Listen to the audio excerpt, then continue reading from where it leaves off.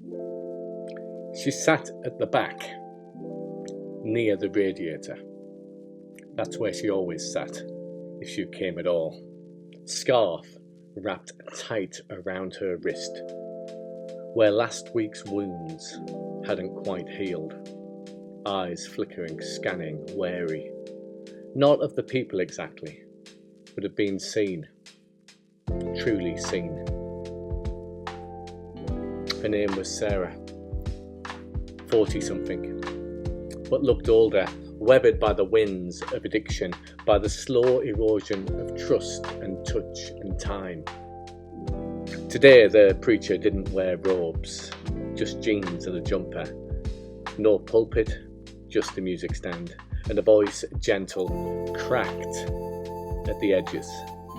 He didn't read from Paul, or preach 3 points with an application. He just looked out, eyes soft, and said, "This is what love looks like." And then he spoke. No, not spoke, breathed. Something that was sermon and poetry and prayer all at once. In the twilight of a fractured world, love looks like something. A shaft of light plunging deep into the caverns of our weary souls. Something shifted. Not in the room exactly, but in her. Her back straightened. She forgot to hide. And when he said,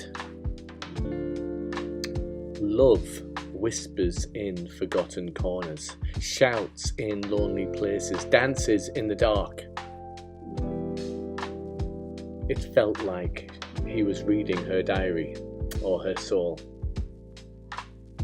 By the time he got to "Love is raw, wild with compassion, ripping through fences, crossing lines drawn in fear, healing those who thought all was lost," she felt something warm rise in her chest. Not shame, not fear, but something older, something deeper. She didn't know it, but a hand had risen to her heart, like her body remembered something her mind had forgotten.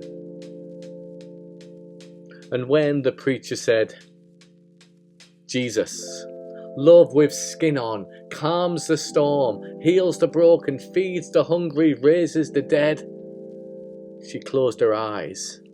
And she pictured her son, hoped he was eating today. She thought about the storm in her mind and the silence that followed a needle. But here now the words wrapped around her, not as rules, not as condemnation, but as arms.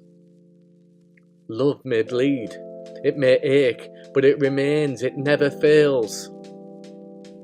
She didn't cry, not then, not in the moment, but something thawed. And when he finished with, "So let us love as he loved," with every breath, every thought, every act, every day, love wins, transform. It is dawn, the breaking of the night.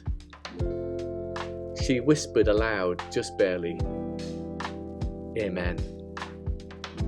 It wasn't magic. She still needed a lift to the hostel that night, still had cravings, still wore a scarf around her wrist, but something had shifted, not just in her, but for her.